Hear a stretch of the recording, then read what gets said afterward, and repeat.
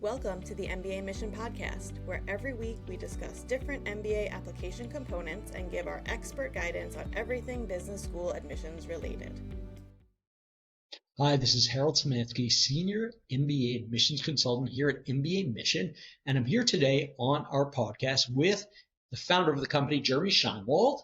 Thanks for having me again. Of course. And I know you're saying it's our podcast. I like to think it's your podcast. Although, we're I very appreciate keen on it. I'll take that. You launched it, and I really appreciate it. No, of course. Some candidates will as well. I think they will. And I think we're also going to have in the future, we're going to have a number of my colleagues come on board to talk about all sorts of different things, from resumes to short answers to essays to individual schools to interviews. But what we're here to talk about today is really a place that I think people don't take as seriously as maybe they should, or put in the effort that maybe they should, and that is about recommendations. Right. Yeah. I mean, I think, I would say if you're going to ask me what the most overlooked aspect of an application is, I would say it's resume. I would say it's recommendations, because I think that a lot of people don't know how to manage that process. Yes. And so they're fearful of saying to their boss, like, hey, can I give you some homework for once? Can I ask you to do something for me? Right. And so it seems like an onerous process for the recommenders. And a lot of people just kind of say, hey, I awkwardly ask they can do it. So the process generally works like this. It's just like you log in, you say, Harold is my recommender. You input his email. Harold gets the information via email. And that's the last they talk to the recommender. Yes. And that's a problem. Yes. Because you can't just hope for the best. You need to make sure that you're at a minimum, if you have someone who does not write these recommendations on a regular basis and really understand the importance of them, that you're coaching them through the process. So I know you have a lot of, this is your podcast, but I'm asking you. Right, of course. So I know you have a lot of clients where you talk to you ask to speak to the recommenders. I'll tell you what's really interesting is what has surprised me the most is sometimes how little recommenders know. And I mean that quite seriously, particularly if they haven't gone to business school, but even if they've gone to business school. And that really is, okay, they don't know how important it is. They don't know exactly what to write, and not in terms of content, but just sort of what are those things that are really meaningful? What are those things that are going to move the needle? Right. And I will have conversations with recommenders. Right. And what I start off is reminding them how key they are to the process. At the end of the day, one could argue, and it will depend on the school, that maybe recommendations is the most important part of the application itself. Well, because it's the only objective. Like it's the key objective information that they're going to get, right? Like your essays are subjective, your resume is subjective. Sure, yeah, I guess your GPA is in some ways an objective measure, but this is the chance for them to really get an outside opinion. And like we're going to go all over the place here. That's fine. That's our style. Right. But that's why I say to people, never, aside from the obvious ethical considerations. Never write your own letter of recommendation. Like, even if your boss pushes back on you, say, please write this. I don't have time. You can write whatever you want. Don't do it. I think, yes, there is an ethical problem with that for sure. But I think there's a practical problem, which is you don't have the level of awareness. You don't have objective awareness of yourself. Right. So you can't write and who other people were in your job 3, 4, or 5 years ago. Like, you just don't know that. You might think yourself as an awesome team player who's always shipping, and your supervisor might think that you have a wonderful sense of humor that enables you to disarm others, and they're just different things, and so you're robbing yourself of that opportunity to get that other really sincere information if you're writing yourself. So the first thing is, don't write it. And I would say, when you talk to your recommender, understand that a lot of recommenders will say that to you thinking they're doing you a favor, and go in with a prepared mental script and say, I understand, I appreciate that I truly appreciate that you want to give me that opportunity, but I know from speaking with the admissions consultant, whatever it is, I know from listening to this podcast. This is one thing that I specifically say to recommenders, and I actually shade it just a little bit differently, and that is, we live in the world of ChatGPT. We live in a world of plagiarism software. Frequently, someone will give me a recommendation that they're not telling me they wrote, and it takes me exactly 20 seconds to know that they wrote it. And the admissions committee, this is what they do. Mm-hmm. They really have their attention to this notion of, good recommendation, but who wrote it? Mm-hmm. So do not write your own recommendation by no means. Yeah, it's a huge mistake. Yeah. That's a fatal. We've done a fatal flaw. That's a fatal flaw. I mean, that is it's a big mistake. But I think then it's also, the second piece is, prep your recommender. Is like, Right. and that doesn't mean there's a difference between writing your own recommendation and prepping your recommender. And prepping your recommender to me means you're reminding them of your major accomplishments. Yes. Because, I manage a large team, and I can't remember what every single person did off the top of my head 6 months ago, a year ago, right? I would say to you, I hope you don't leave, but but if you were to leave and say you want a recommendation, I would give it to you. Don't leave. And I would say, yeah, let's review these. I want to make sure I don't miss anything. We got to review. We got to make sure that I know everything I want to say. That's right. Because because honestly, it's more than people sometimes don't realize this. You simply cannot have your recommender say you're great. Yeah. Because Harold's super. He's wonderful. He's awesome. It doesn't mean anything. If, however, you said, hey, Jeremy is one of the best consultants I've ever worked with because there was a specific problem. I didn't know how to include the fact that, my GPA freshman year was terrible. Right. At the end of the day, you have to help recommend or understand what some of your successes were, how you differentiate yourself, and have your recommender get really specific about things you've done. And even some of your failures, right? Because virtually every program says, tell us about a piece of constructive feedback you gave you give the individual who worked for you, the person you're writing on behalf of. And you can't say, I gave Harold constructive feedback that he was trying too hard. Those things are obviously at this point, it's such a cliche. Yes, it's not helpful. There has to be something. Ideally, you've set them up with honest, critical feedback they've given you, and you've shown that they gave it to you, that it was not damaging. It wasn't like, Harold, you're being lazy. It was like, Harold, I think that you could be a stronger presence in our meetings, and I think that you're deferring to others, and you've got ideas that you're not putting forward. I know that you had this idea that you shared with me privately that you didn't put in that meeting. I want you to be a little bit more vocal, and then you can talk about how that in other opportunities, hard as it was for you to speak in front of a group or whatever it might be, you learn to better advocate for your ideas and had some success, right? This is like a microcosm example, but the idea is that look, we had a problem, I got feedback, I processed it, and I improved, and it had outcomes. And right? Exactly, and you have your recommender who can validate that improvement. Right. One thing I will say is, over the years, I've worked with one particular private equity firm in Chicago. It is probably the firm that I've seen the best results. I had, a couple of my guys over the last couple of years, Wharton Stanford accepts, Harvard Wharton accepts, Stanford Harvard accepts. And I frequently thought to myself, why are these guys so successful? And part of it is they have a deep relationship with the recommenders, and the recommender asks them to provide an entire diary of everything that they've done at that firm. Then the recommender goes through, and again, they are not writing a recommendation for themselves. They're simply saying, here have been my accomplishments over the last 10 years. Well, the last 2 years. And at that point, the recommender will go through, hey, this one's really unique. I'm going to include that. This one's really great. I'm going to include that. Yeah. I think it doesn't have to be, the most lengthy biography. I think you've got to have a plan. You got to say, look, I think the short form is, here are my major accomplishments. Here's some constructive feedback you gave me. Maybe it's a page of accomplishments, and I'm going to meet with you. I'm going to talk about it. We'll go for coffee. I'll talk to you about it. I'll refresh your memory. I would say that those are the table stakes. Yes.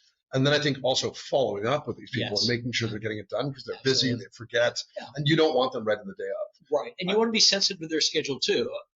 Frequently, I'll have a client of mine who says, hey, when should I ask the recommender to start my recommendation? And I say, whatever it is, it has to be before August.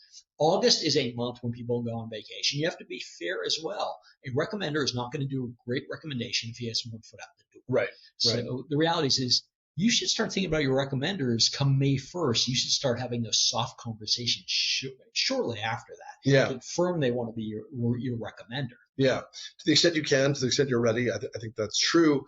And then, we have, for our own clients, we do have a whole recommendation process that we've developed where, you can develop that template for them, and share. We ask almost like a questionnaire where you that diary, I Yeah. suppose, where you fill out those accomplishments. But even if even if you're not working with us, it's still important. I think you prepare them with that, and then you revisit that process. And one thing I always say is, give them a fake deadline. Like say, Yes. look, this is due August the 15th, because they miss August the 15th and it's due September 3rd. That's okay. If you give them September 3rd and they miss it, yeah, the schools probably won't punish you if you're Yes. if they're a day or two late. Yeah, they give they're you a day late. 24 hours. or Yeah, something. but like, if your recommender misses it by 10 days, it's a problem for you. And Yeah, you could get bumped to the next round. That's not Absolutely. helpful. Absolutely. And listen, what's always in the admissions committee's minds is they're thinking to themselves, okay, what sort of effort has this recommender put forward? Because you are asking this Right, one person right. to really champion you. And at the end of the day, if the recommendation itself is filled with cliches, could have been written about anybody that he's ever worked with, Right. is it late? That has certain meaning to it. That's really important. Yeah, it's not like they're going to punish you for your recommender's laziness. Listen, I think one thing that's important to keep in mind is just what the admissions committee is looking for. And candidly, they're looking for a champion. So if you have a recommender who submits a recommendation that is a cliche, that could sound like he's writing a recommendation about anybody. If he submits it late, then I think at the end of the day, that in itself is a statement. And that's very important as you think about your entire candidacy, sort of this holistic way, where recommendations being a foundational piece of it. They're not going to punish you for your recommender being late, or for there being too many cliches in your letter, but it becomes a missed opportunity for you. It's kind of like, okay, so your recommendation wasn't impactful, the person didn't show that they cared, and like on a relative basis, someone else has that recommender, and that really worked to differentiate it. So I think one thing. So I think I might have said this at the beginning, but I think the key to a really strong letter of recommendation is no bluster, but saying like, making a strong declarative statement is fine. Like, Harold, is, among the top investment banking analysts I've worked with, and, and here's why. But then the facts have to prove that, say, That's right. if you're one of the top I've ever worked with, you have to show you've been promoted ahead of schedule. There should be some like evidence, and then okay, well, here's the evidence. Harold was promoted ahead of schedule. We usually promote, and after 2 years, we actually promote after one, theoretically. And then it's like, here's why we promoted after one. That's right. Here's, he had a preternatural, ability to anticipate, my needs, as a managing director, and was constantly coming to solve problems. Like, here, Absolutely. There's specific, and then there's specific examples of that. Yeah. So like, you've got to get down to the evidence. Right.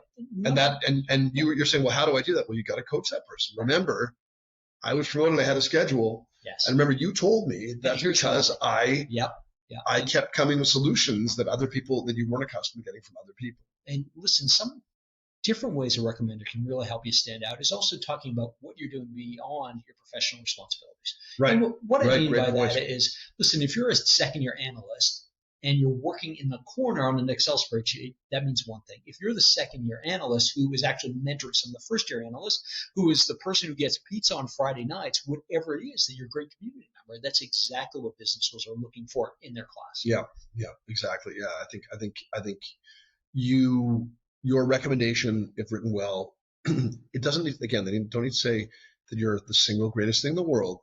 But what they need to be doing is highlighting ways that you've distinguished yourself, and that also doesn't. If you come from you're at a MBB where they send a lot of people, it doesn't mean that you have to be distinguished entirely from every single other analyst ever, every single consultant ever.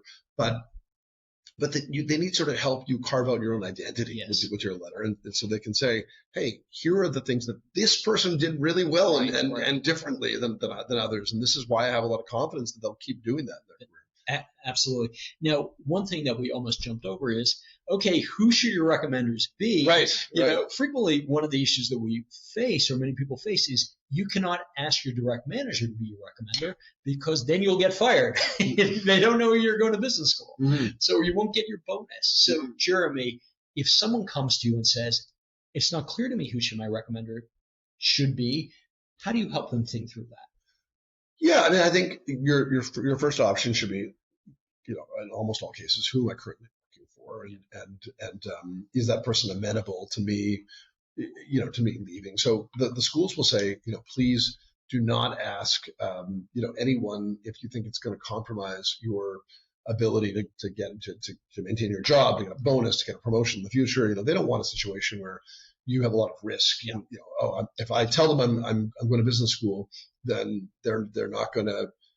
If I don't get in next year, they won't give me my promotion because they think I'm leaving. Whatever. Yes.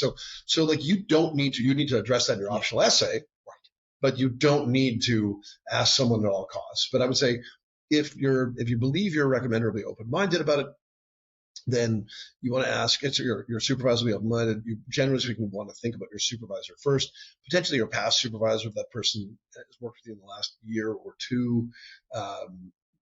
After that, it really requires judgment.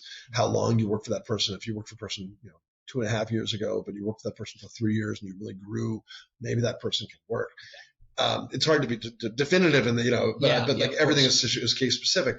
But like, even if you don't have that direct supervisor, or I would say also some people, maybe you have two supervisors, you've worked for two division heads or something like that. That's fine too. You can ask both as long as they have something different to say about you. I think that's all part of the process, as well as that you really have to go in there thinking that your recommenders, if there's two recommenders, they have to be two halves of a whole. Right. They have to fit together really nicely, and by all means, worry that they're going to say the same things about you, because the reality is it's a missed opportunity. Right. And then I would say, if you don't have those people, like let's say you work for a family business, your company. There are some companies out there that just will say, hey, if you leave, you never come back. Yes.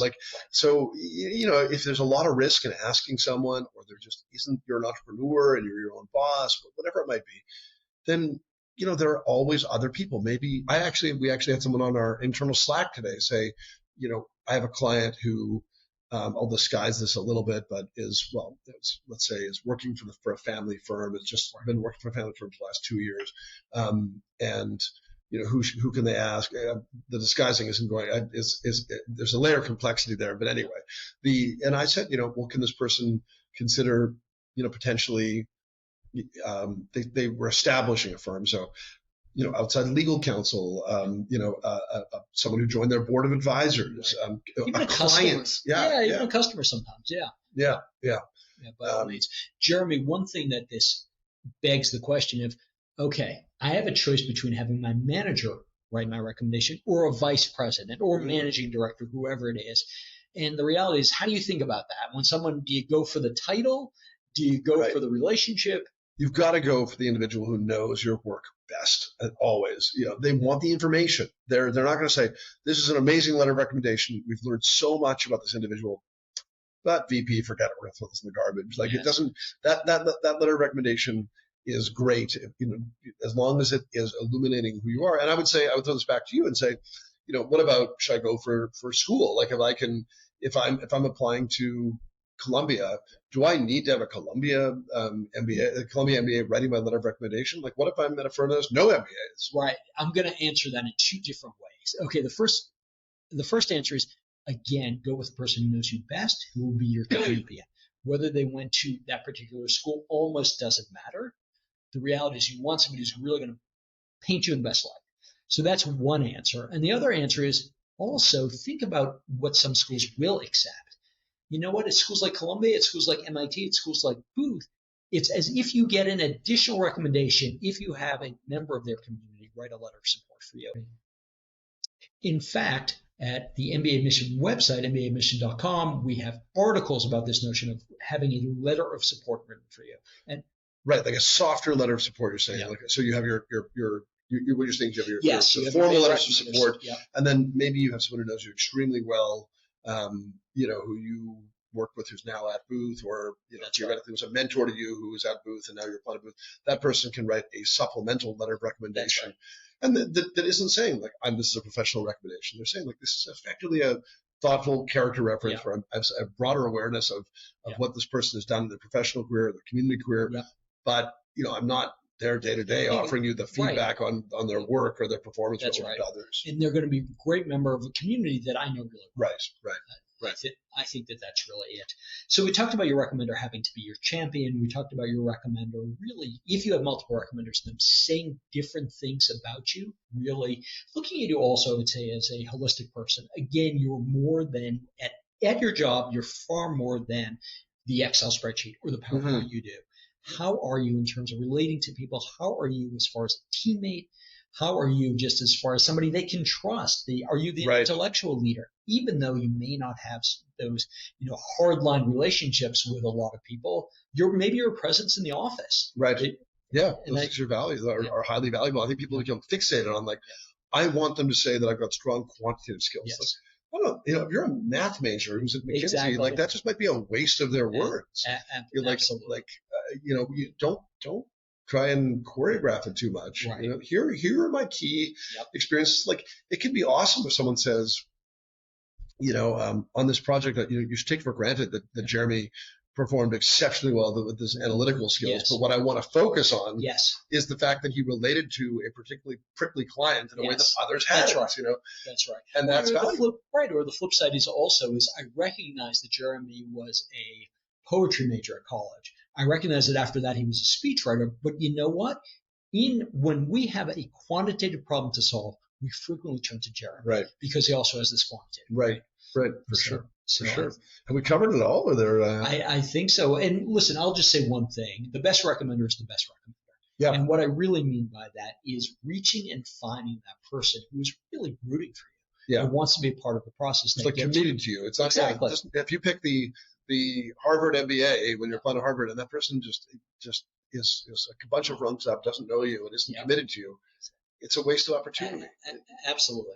Absolutely. So start off by thinking to yourself, okay, who is really going to be in my corner? Who's really going to put themselves out? Who is going to write that truly unique, powerful recommendation that really you need? Bottom line is we all need it. Yeah. And that's what gets you into the top schools. Yeah. What also gets you into the top schools is MBA We're here. Well done. Well, great transition. There we go. What also gets you into the great schools is MBA Mission. MBA Mission, check us out at mbaMission.com. We now have a new offering called On Track. We also have people who, quote, look like me, look like Jeremy, though I guess Jeremy and I look like each other. But there's about 25 of us. And by all means, go on our website, sign up for a free consult. It's a free 30-minute consult. It is not there to tell you anything. Yeah, we're there to offer you free advice to show you that we know what we're doing. Exactly. And you can schedule time with Harold. We all create availability every week. It's part of a service orientation of the firm. We do tons of free consultations for people who sign up with us, and tons who don't, and that's totally fine. We're not the firm that's going to call you and say you got to sign up with us. There's an exploding offer, my favorite one is say, oh, we have limited availability. Like that's supposed to try to play to your perception of scarcity. Like if I don't sign up now. And the funny thing is we just enjoy it. We enjoy having these conversations. 30 minutes frequently is enough for the person who's asking for the consult. It's not enough for us. Right. When all said and done, we can obviously, the admissions process is just very big. There's a lot of complexity to it. So through a 30-minute consult, we can at least get you started thinking about how you want to navigate it. And of course, if you want to continue on with us, our services include the start to finish package, where me, Jeremy, another member of our crew here, will take you by the hand, will take you through this process. Coach, guide, mentor you through the entire every aspect. Like it's crazy sometimes how long we work with you. Yes. Like someone can sign up on January 1st of a year. And they can, work through, and they'll get into one school, after the September deadlines, they'll get into that school in December, and they'll be on the wait list of another. That's right. And they'll go through a wait list process that stretches into the following June, and we're still with them. Absolutely, because we are committed. So you're plus on that one. Listen, we're there with everything. Complete start to finish means complete start to finish. Absolutely. Listen, we're invested in you. We're invested in the outcome. And again, you can probably tell we love what we do. And by all means, sign up, start with a free 30-minute consult, and we'll take it from there. Great work. Okay, great podcast. Thanks for having me. Absolutely. No, my pleasure. And again, it's Harold Simansky, Senior Admissions Consultant here at MBA Mission, with founder of the company, Jeremy Shinewald. Thanks so much for joining us and for watching. Of course. Thank you very much for listening today. Thanks for listening to the MBA Mission podcast. Be sure to like, share, and subscribe wherever you get your favorite podcasts so you don't miss an episode. We wish you the best of luck with your MBA applications and look forward to helping you on your journey to business school.